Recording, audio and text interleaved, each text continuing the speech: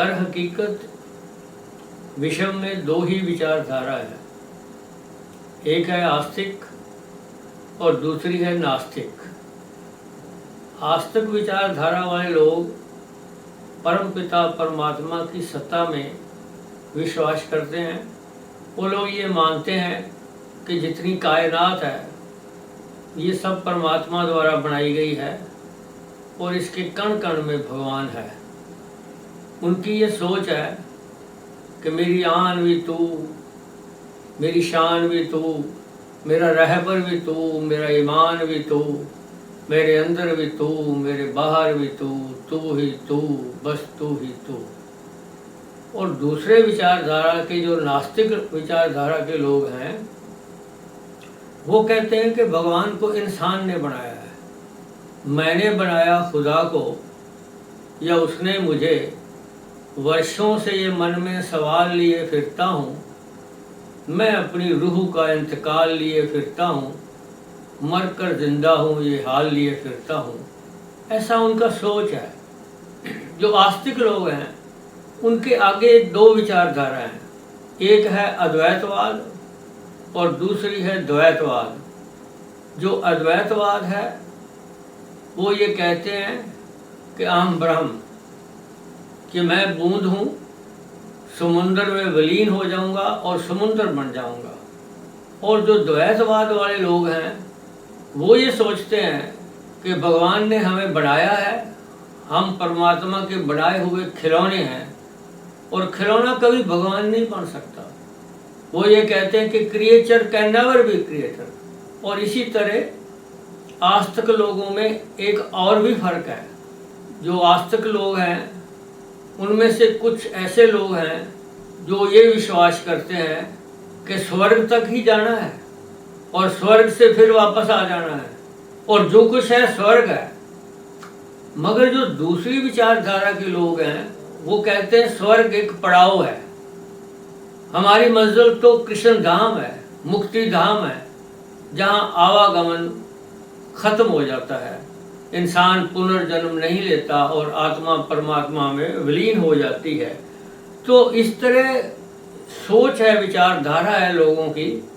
मगर आप हैरान होंगे कि गीता आस्तिक लोगों के लिए भी है, नास्तिक लोगों के लिए भी है, गीता अद्वैतवाद वाले लोगों के लिए भी है, गीता द्वैतवाद लोगों के लिए भी है, गीता कृष्ण धाम पर पहुंचने वाले लोगों के लिए भी है और गीता जन्नत तक जाने वाले लोगों के लिए भी है। भगवान कृष्ण ने स्वयं चैप्टर 2 श्लोक नंबर 26, 34 और 37 में कहा है कि हे अर्जुन, अगर तू आत्मा की फिलॉसफी में विश्वास नहीं करता, तो पुनर्जन्म में विश्वास नहीं करता, तो भी युद्ध कर। भगवान कहते हैं कि अगर युद्ध में जीत जाएगा तो धरती पर राज करेगा और युद्ध में मारा जाएगा तो शहीद कहलाएगा। भगवान आगे कह रहे हैं कि जो युद्ध से तू अगर भाग जाएगा तो भगौड़ा कहलाएगा, तुझे कायर कहेंगे लोग, तेरा अपयश होगा और अपयश मौत से भी बुरा है। इसलिए गीता जो है वो सबके लिए है। कहते हैं कि दुनिया के जितने भी फिलोसोफर हैं बड़े बड़े, उन्होंने गीता के बारे में जो कहा है वो गीता की महानता को शो करता है। कहते हैं कि सिकंदर जब दुनिया को फतह करने के लिए निकला तो उसने अपने गुरु से, अफलातून से पूछा, अरिस्टोटल से पूछा।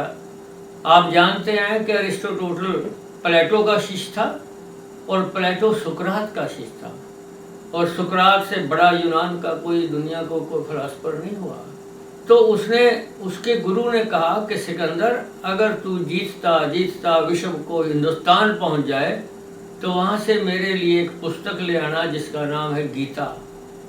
हिंदुस्तान की एक महिला पत्रकार ऑस्ट्रिया की राजधानी वियना में गई और वहाँ एक बहुत बड़ी लाइब्रेरी है। वहाँ के लाइब्रेरी के इंचार्ज से उन्होंने पूछा कि इसमें सबसे उत्तम पुस्तक किसको मानते हो आप? वैसे तो पुस्तकें सारी उत्तम होती हैं, मगर फिर भी तो वो जो लैब का इंचार्ज था वो उसको 7वीं मंजिल पर ले गया और वहाँ फूलों से सजी हुई एक पुस्तक पड़ी थी, और जैसे ही फूल उस महिला पत्रकार ने हटाए तो वो हैरान रह गई कि वो पुस्तक और नहीं थी, श्रीमद् भागवत गीता थी। बादशाह शाहजहां और उसके लड़का दारोशिकोह और अकबर, इन्होंने अपने दरबार में एक फैजी नाम का कवि रखा हुआ था और वो उनसे फारसी में गीता का तर्जमा कराया था। बहुत वो पढ़ते थे गीता के बारे में। इसी तरह आपने परमाणु के जनक का तो नाम सुना होगा, डॉक्टर जे रॉबर्ट। आप YouTube चैनल पर जाके उसकी आवाज़ सुन सकते हैं। उसने कहा कि मैंने जो कुछ सीखा है परमाणु के बारे में, ये मैंने गीता से सीखा है। जो आइंस्टाइन है, दुनिया का बहुत बड़ा साइंसदान हुआ है, उसने कहा कि ये ब्रह्मांड की रचना भगवान ने कैसे की है, ये मैंने गीता से ही समझा है। एक बहुत बड़ा फिलोसफर हुआ है इंग्लैंड का, अमरसन। रविंद्रनाथ टैगोर जब पहली बार इंग्लैंड गए तो उन्होंने उसके बेटे मिला उसका, क्योंकि अमरसन उस वक्त जिंदा नहीं थे। तो जब टैगोर जी आने लगे तो उन्होंने गीता भेंट की। कहने लगे कि मेरे पिताजी हमेशा जब भी जाते थे गीता पढ़ के आते थे। एक और फिलोसफर हुआ है रॉक्स। उसने कहा कि दुनिया के जब सब धर्म एक हो जाएंगे तो उसकी बुनियाद होगी गीता। महात्मा गांधी ने कहा कि जब भी मुझे कोई प्रश्न मेरे अंदर उठता है तो मैं उसका समाधान गीता से ही प्राप्त करता हूँ। डॉक्टर अंबेडकर ने भी गीता की बड़ी तारीफ की। और शहीद मदनलाल ढींगरा, जो भारत के पहले शहीद हुए हैं 20वीं सदी के, और खुदीराम बोस, ये दोनों तो जब फांसी की तरफ जा रहे थे अलग अलग वक्त में, तो इनके हाथों में गीता थी।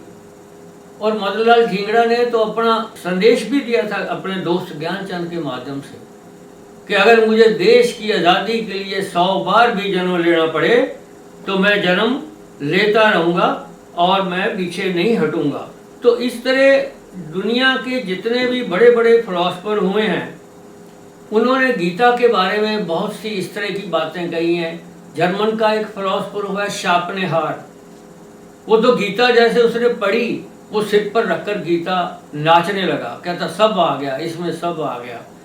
तो इसलिए आपको भी चाहिए कि ये विश्व का जो महान ग्रंथ है, इसको आप भी पढ़ें, इस पर अमल करें।